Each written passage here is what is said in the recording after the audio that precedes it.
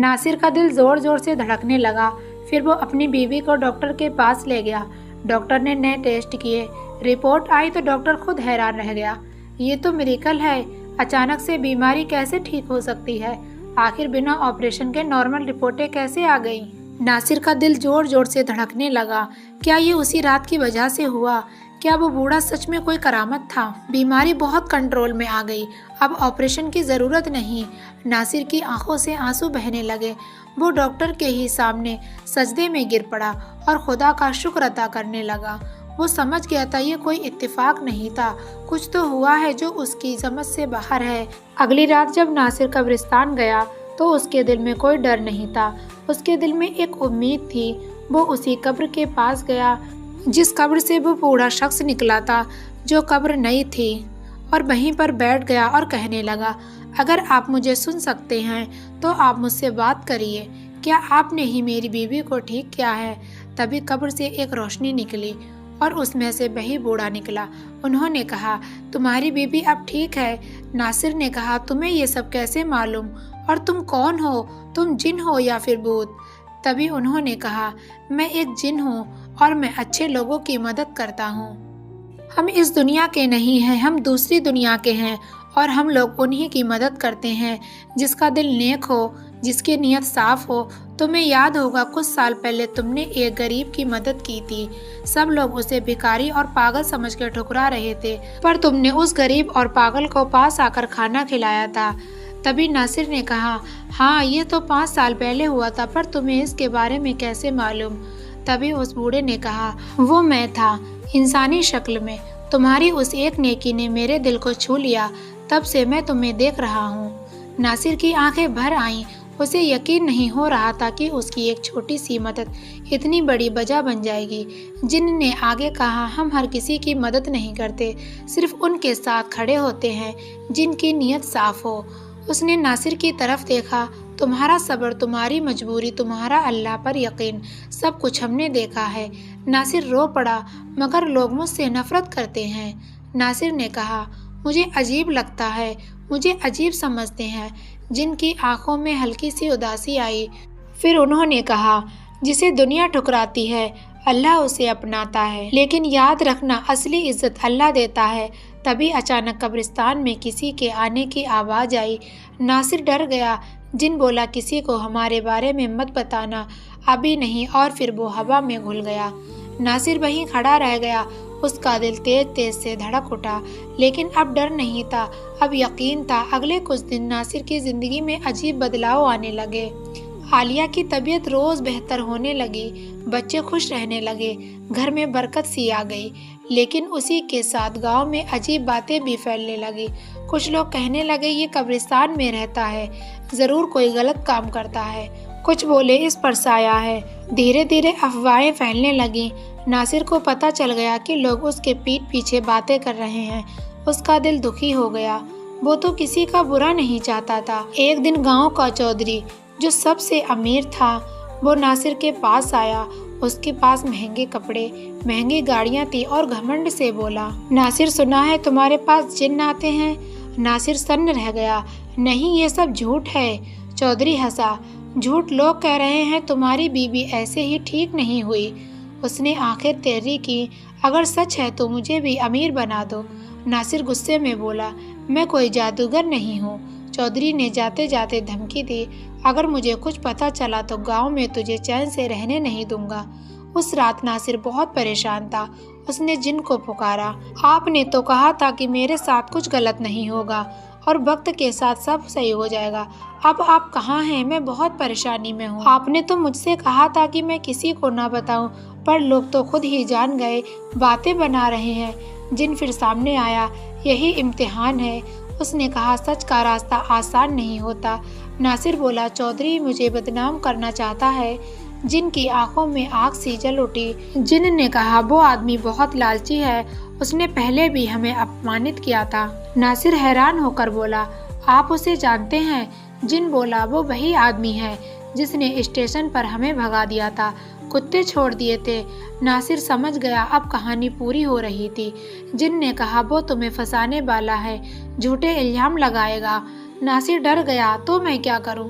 جن نے گمبھیر ہو کر کہا، صرف اللہ پر بھروسہ رکھو، سچائی سامنے خود آئے گی۔ پھر جن نے کہا، جو ہونے والا ہے وہ بہت بڑا ہوگا، پر تمہیں اس میں صبر رکھنا ہوگا۔ اتنا کہہ کر جن غائب ہو گیا۔ ناصر کی رات بے چینی سے گزری۔ اسے احساس ہو گیا تھا کہ اب اس کی زندگی میں طوفان آنے والا ہے، ایک طرف کرامت، دوسری طرف بدنامی۔ اسے سمجھ نہیں آ رہا تھا کہ وہ آخر کرے تو کیا کرے۔ اس نے دل ہی دل میں کہا، مجھے اللہ پر پورا بھروسہ ہے۔ صبح ہوتے ہی ایک بھاری شور مچا۔ چودھری نے اعلان کر دیا تھا کہ وہ ایک بڑے اوجھا کو بلائے گا جو ناصر کی سچائی سب کے سامنے لائے گا۔ لوگ جمع ہونے لگے، کوئی ڈر رہا تھا، کوئی تماشا دیکھنے کو اتسک تھا۔ ناصر دور سے سب دیکھ رہا تھا، اس کا دل بیٹھا جا رہا تھا۔ اسے یاد آیا جن نے کہا تھا صبر رکھنا۔ وہ گھر جا کر نماز پڑھنے بیٹھ گیا۔ بچوں نے پوچھا، ابو باہر کیا ہو رہا ہے؟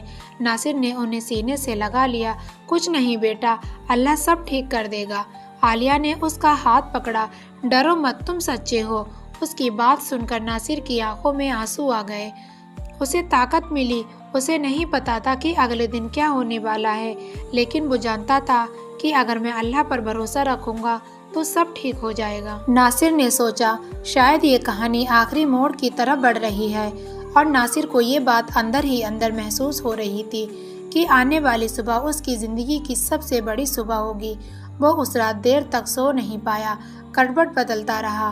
کبھی بچوں کو دیکھتا، کبھی عالیہ کے چہرے کو دیکھتا، جو پہلے سے کافی بہتر لگ رہی تھی۔ اس کی سانسیں اب پہلے جیسی بھاری نہیں تھی، چہرے پر ہلکی سی رونق تھی، اور یہی بات ناصر کو اس رہسیہ جن کی یاد دلا رہی تھی کہ کیسے اس کی بیوی پہلے بے چین رہتی تھی، اس کے بچے بھوکے رہتے تھے، پر اب سب صحیح ہو گیا تھا۔ پر وہ اب اگلی صبح کا انتظار کر رہا تھا۔ اس نے کہا کہ چودھری بہت بڑی چال چلے گا، اس سے بس مجھے اللہ ہی بچا سکتا ہے۔ پھر ناصر کو جن کی بات یاد آئی کہ وہ تمہیں پھنسانے والا ہے، جھوٹے الزام لگائے گا، اور سچ میں اس رات گاؤں میں کچھ عجیب سی سرگرمی محسوس ہو رہی تھی۔ باہر سے لوگوں کی آوازیں آ رہی تھیں، جیسے کوئی تیاری چل رہی ہو، کوئی سازش بنی جا رہی ہو۔ صبح فجر کی اذان سے پہلے ہی ناصر کی آنکھ کھل گئی۔ اس نے وضو کیا، نماز پڑھی اور دیر تک سجدے میں پڑا رہا۔ اس کے ہونٹوں سے صرف ایک ہی دعا نکل رہی تھی، یا اللہ، آج جو بھی ہونے والا ہے مجھے صبر اور ہمت دینا۔ نماز کے بعد جب وہ اٹھا تو دیکھا اس کی بیوی عالیہ اسے چپ چاپ کھڑے ہو کر دیکھ رہی تھی۔ اس کی آنکھوں میں ڈر بھی تھا اور بھروسہ بھی۔ اس نے دھیرے سے پوچھا، آج کچھ ہونے والا ہے؟ ناصر نے جھوٹ نہیں بولا، بس اتنا کہا، جو بھی ہوگا اللہ کی مرضی سے ہوگا۔ بچوں کو اس نے سینے سے لگایا، انہیں دعا دی اور باہر نکل پڑا۔ اس کا دل تیز تیز سے دھڑک رہا تھا، پر اسے اللہ پر پورا بھروسہ تھا۔ باہر نکلتے ہی اس نے دیکھا گاؤں کے چوک پر بھیڑ جمع ہو رہی ہے۔ چودھری وہاں کھڑا تھا، بڑی شان سے اس کے چہرے پر وہی پرانی چالاک مسکان۔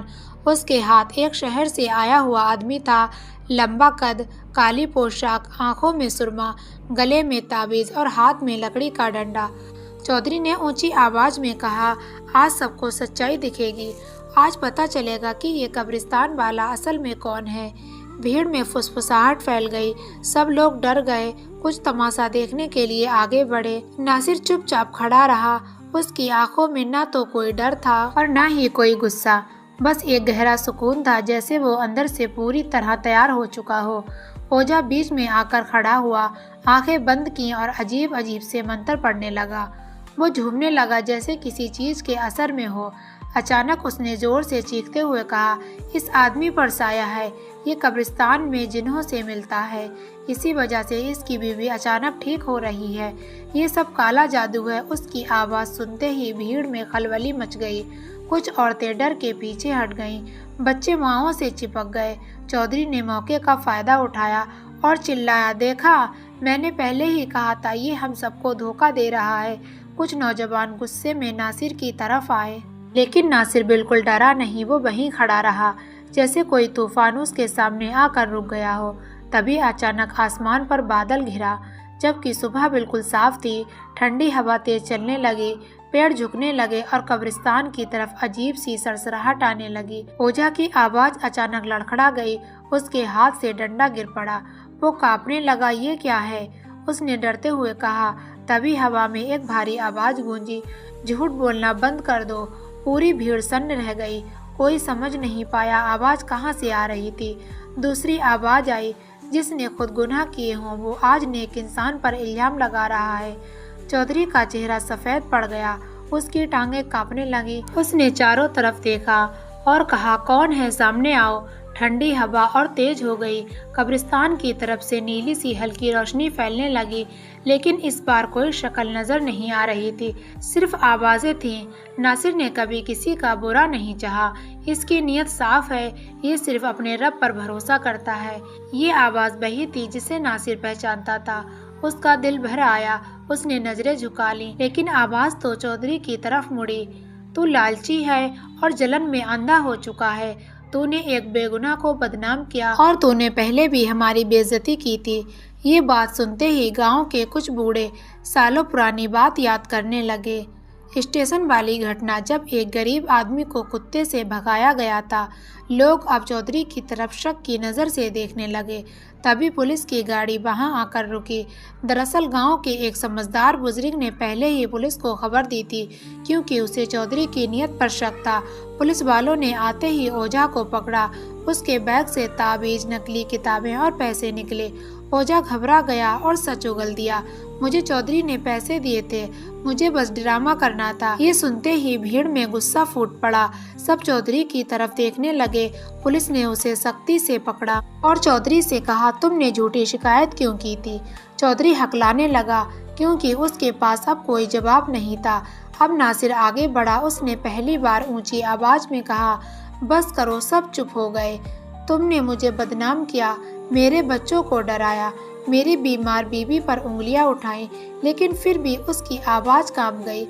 मैं तुम्हें माफ करता हूँ। लोग हैरान रह गए। चौधरी की आंखों से आंसू निकल आए। वो जमीन पर गिर पड़ा।